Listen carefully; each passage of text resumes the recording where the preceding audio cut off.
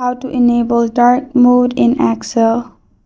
Hi everyone, it's Sophia to assist you today. Without any delay, let's jump right in.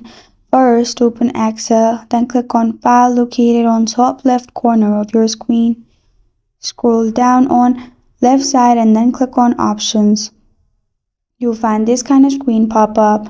In here, scroll down and you'll find Office Theme. Simply click on dark gray or black for dark mode.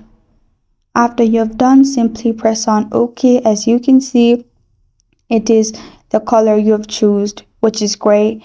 You can also choose simply black or gray for dark mode because these two are the options for dark mode. This is how to enable dark mode in Excel. Thank you for joining me today. If this video helps you out, please leave a like and subscribe for more. Got a question or want to suggest a topic? Comment below. I am Sophia signing off. Until next time.